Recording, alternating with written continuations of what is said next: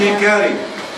نحن الحركيون والحركيات أعضاء المجلس الوطني، المرأة الحركية، مستشار المجلس، الشبيبة الشعبية، النقابة الشعبية، مناضلي ومناضلات الحزب، نندد ونستنكر بقوة الهجوم السافر واقتحام مقر حزب الحركة الشعبية يوم الثلاثاء 30 يونيو 2015 ليلا، ورفع شعارات تتهم القيادة الحزبية والمستشارين الجماعيين وحتى القيادة في الأمانة العامة بالفساد، وخروجهم من المقر إلى الشارع لتشويه سمعة الحزب على مستوى الإقليم.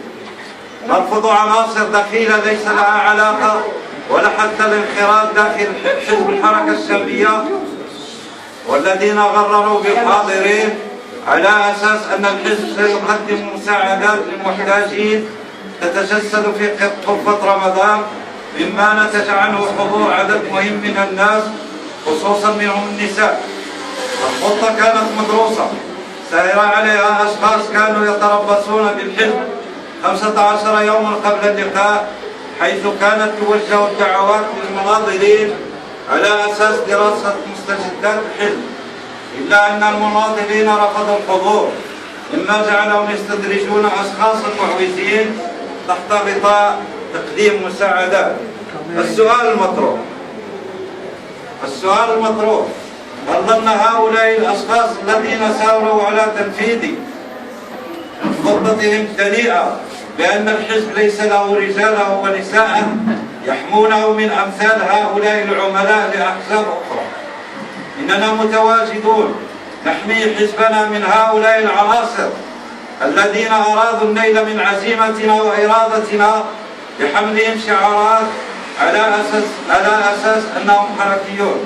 يا سلام يا سلام، حركة إلى الأمام، يا سلام يا سلام، حركة إلى الأمام، يا سلام يا سلام، حركة إلى الأمام، يا سلام يا سلام، حركة إلى الأمام.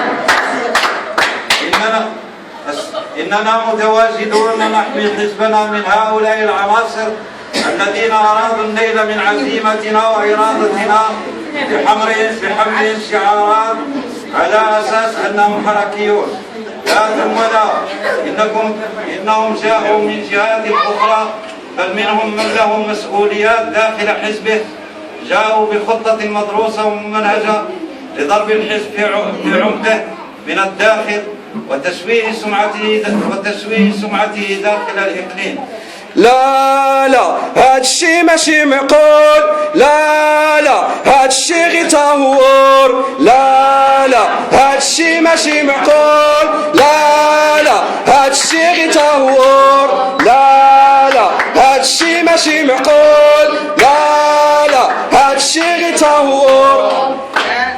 إن الشعارات التي رفعت خارج المقر والتي لا ترقى إلى مستوى الأخلاق السياسية ليست من شيمتنا، بل نحن الحركيون نحترم قيادات ومسؤول ومناضل الأحزاب الأخرى، وندافع عن الديمقراطية داخل الحزب وخارجه، وندافع عن دولة الحق والقانون، ونحذر الانزلاق.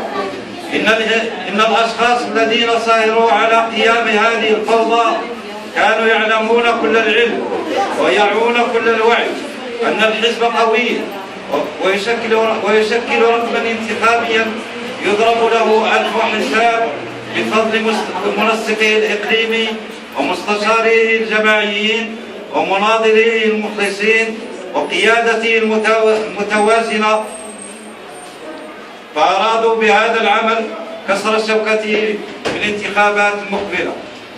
نحيي من هذا المنبر الأمين العام السيد محمد العنصر والإخوة أعضاء المكتب السياسي والإخوة الوزراء وبرلماني الحزب وعاشت الحركة الشعبية تحت شعار الله الوطن.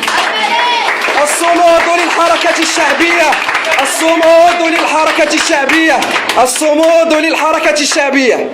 حرر هذا البيان يوم الثلاثاء 7 يوليو 2015 بعد اجتماع المناظرين بمقر الحزب. والسلام. حركات الشعبية جيش حركات الشعبية جيش حركات الشعبية